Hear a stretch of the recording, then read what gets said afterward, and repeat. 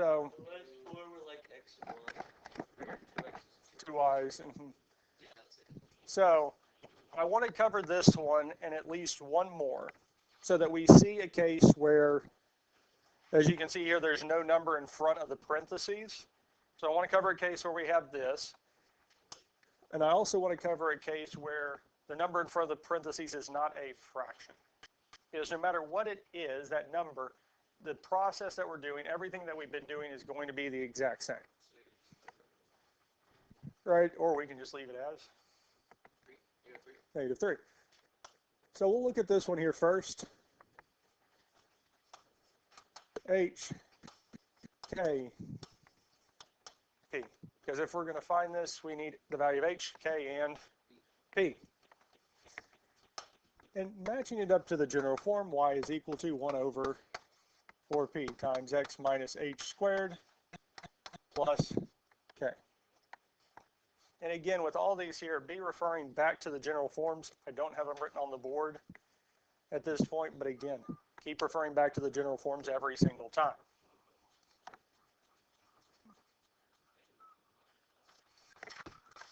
So h would indeed be -3 because it's +3 inside, so it's going to come out as -3.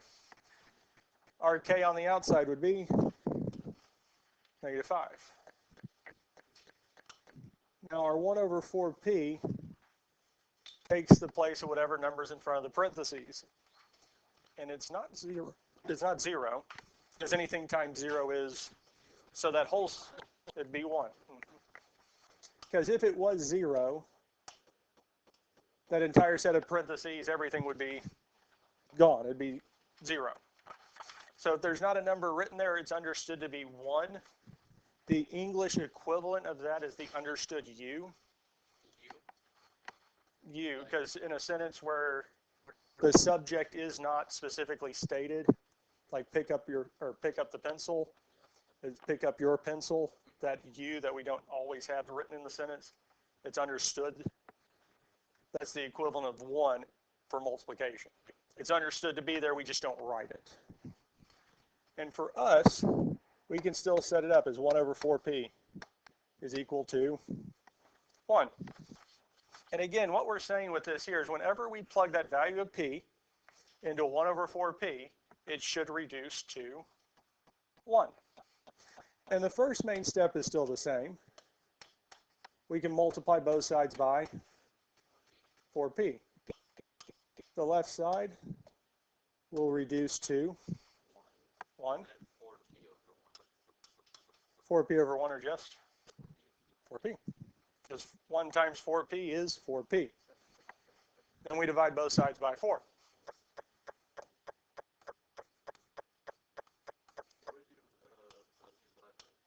.25, or we can leave it as 1 over 4. So in case with 1, would you just remove the p from 1 over 4p? For the most part, yes.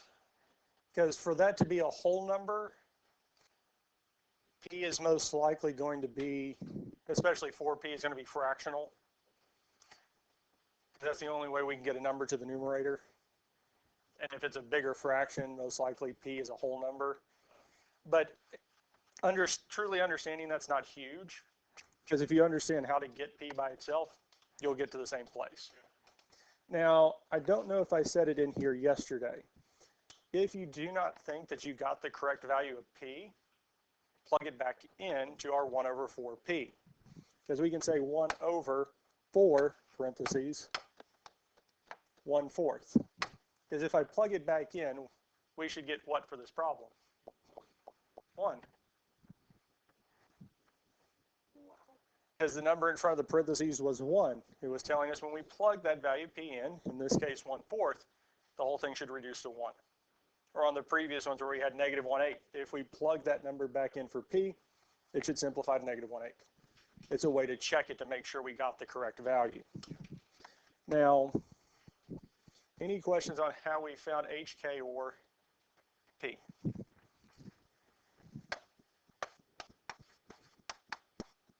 Vertex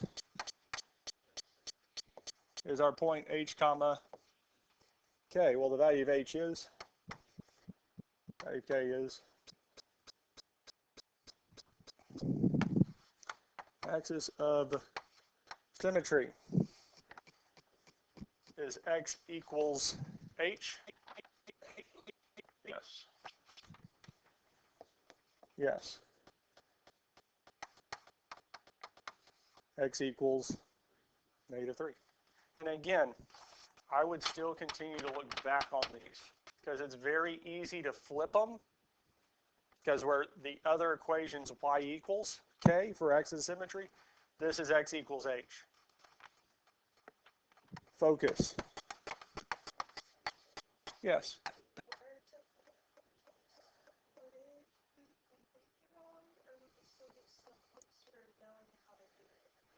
So if you had, because again, if I got the -3 wrong, but you had the axis of symmetry as x equals, I do give points for the x equals, or the x part, and the number.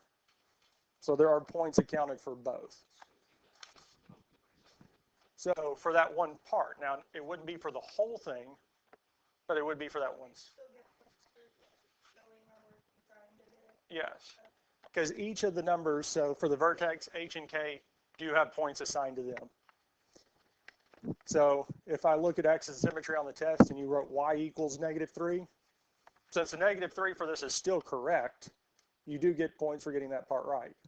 But I would take points off for it being y instead of x. So, and that's why it's helpful to refer back to the forms, because focus for this here is h comma k plus p.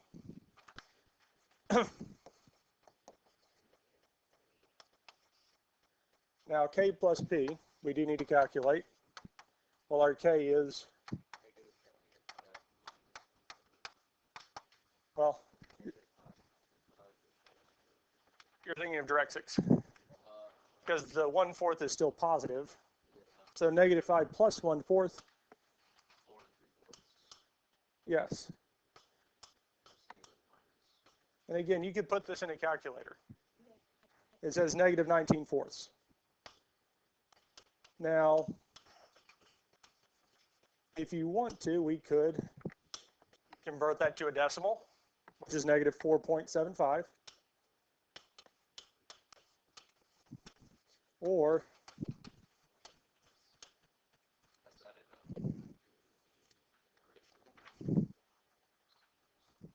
anyone. I just want you to pick one and use it. Does that make sense? Because on the answer keys, even for this assignment, I do have all three listed out. Because again, -19/4, -4.75, or -4 3/4. All of those are the correct answer. You just need to give me one of them. Yes.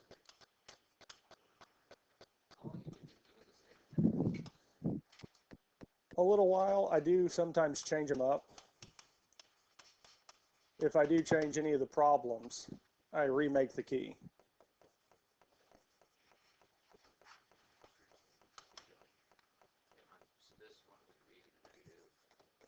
So our k minus p would be -5 minus 1/4. -21/4, -5.25, or -5 and 1/4.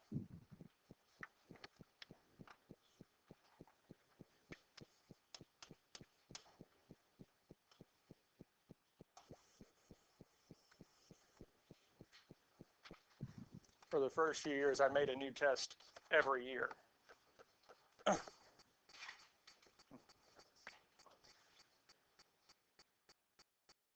But I handwrite them, so it actually takes me less time than it does to actually make them on a computer.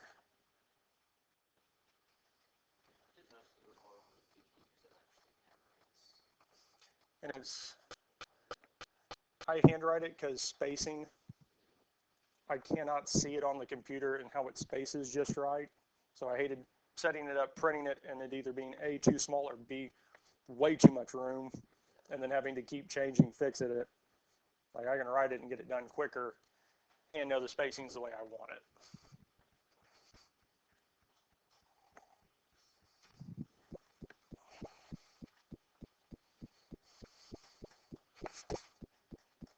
questions on this here? Because I hope y'all are starting to feel comfortable with this here, yes?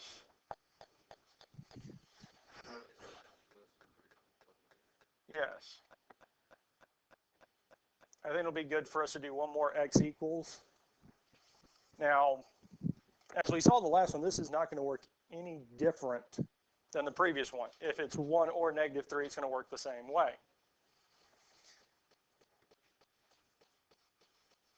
I'm going to change it slightly. We're going to say -3/4. No. Yes. You're going to do that too, but let's not use 4. I want to use 5. Because if we'd have used 4, the 4 and the 4p would have actually simplified and it would have worked out a little bit nicer. I want this one not to be a nice multiplication.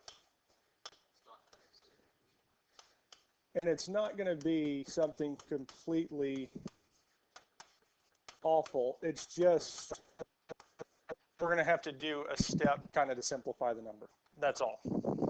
Most of it will end up being done in the calculator. We can see how that works.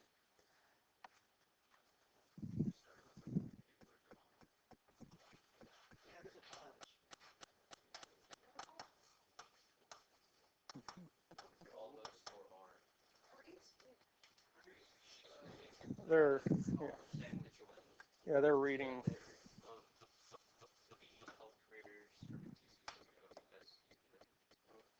So this is the last one we're going to look at. You will have the rest of the class time to work on the assignment.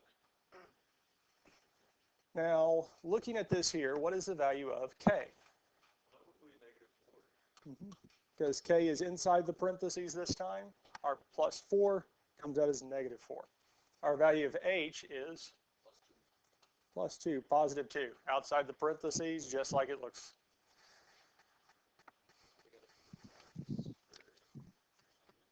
Now this time the 1/4p, its place has been taken by the -3/5. So we're saying 1/4p equals -3/5.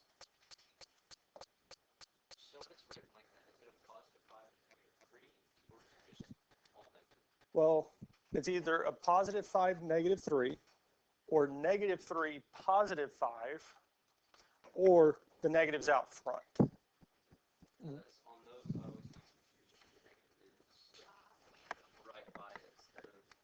So either the top is negative, the bottom is negative, or it's out front saying the fraction as a whole is negative. Right, because both cannot be negative. We can't say -3 over -5 because the negative and negative would make a positive, it would change the sign. I normally keep it with the numerator because it's a little bit easier to work with than a negative in the bottom. But we can move it up and down and it'll still be the same thing. Now our first step is still the same. We're going to multiply both sides by 4p. The left-hand side, the 4p and 4p simplify, leaving us with 1. Now at this point here, what we can do is take the -3/5 times 4 and plug that whole thing into the calculator. Let it do it for us. We don't plug the p in because it's going to give it whatever value was last assigned to it, most likely 0. So that's not going to help. But -3/5 times 4 is -12/5. So -12p over 5. Because if there was a greatest common factor between them, then we would. That's part of the reason I removed the 4 and changed it to 5. Because this here is being multiplied by the numerator. Because really the denominator for 4p is 1. So the 4p and 3 multiply together, the 1 and 5. Now, we get this here. We could put the p up top or we can leave it out to the side. Either works. Now, our next step is to get p by itself. And this is part of the reason I want to show this. Because we can divide both sides by -12/5. The other way to do it, and I want to show you all this here, is I can multiply by the reciprocal. I can just flip it and do that. and multiply this by negative 5/12, because here we would get 12 over 12, so they would cancel. The 5 over 5 would cancel, because 5 divided by 5 is 1. 12 divided by 12 is 1. So we're just left with 1p, or p by itself.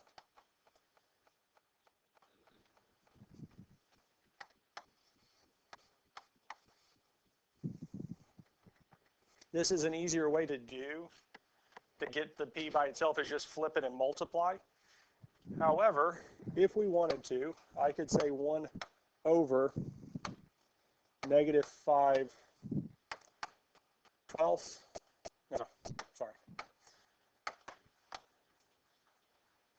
Because we had negative 12/5, negative 12p over 5. I can still divide both sides by it. So we would have divided and got p by itself. On the other side, we would have had 1 divided by negative 12/5, which gets us the same answer. We get to the same place. So whichever way you're comfortable with doing, do it. So I could have divided both sides by negative 12/5, or I could multiply both sides by negative 5/12.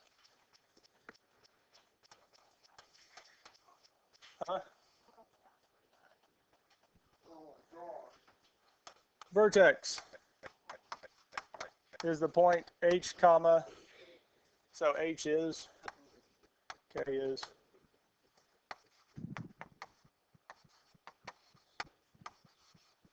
For this one here is y equals k, and the k value is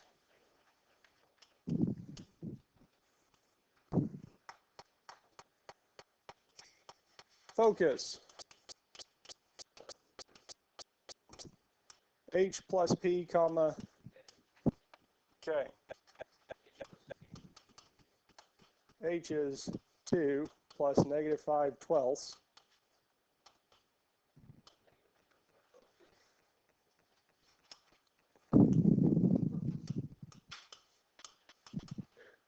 Two. 19 over 12. So, yeah, 19 over 12.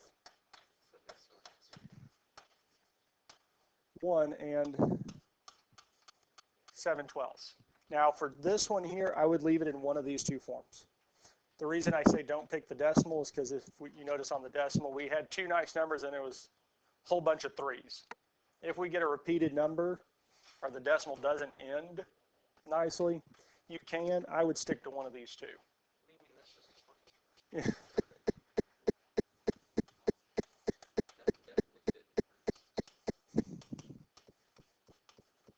Direct 6. X is equal to h minus p. So 2 minus negative 5/12.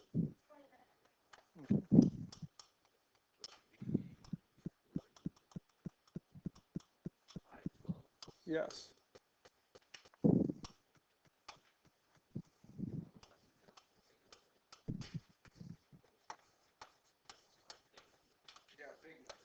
Yeah.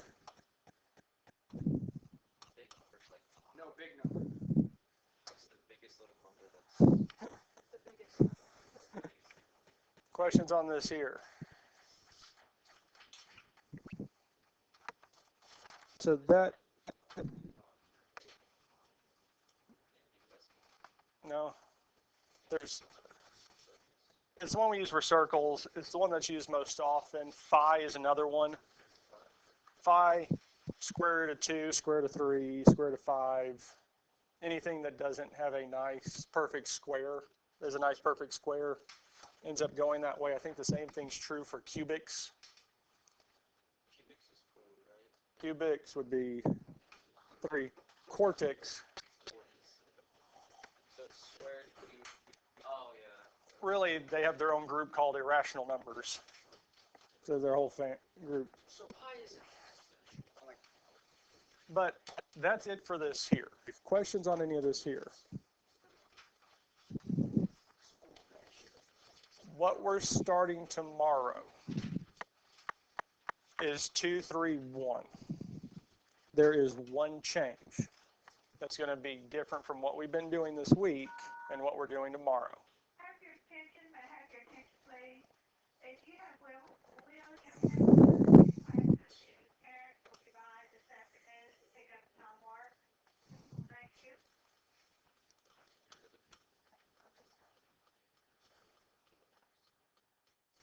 Because he dropped his phone and tried to catch it. He didn't forget. Yeah, based on that, I was gonna see. Oh,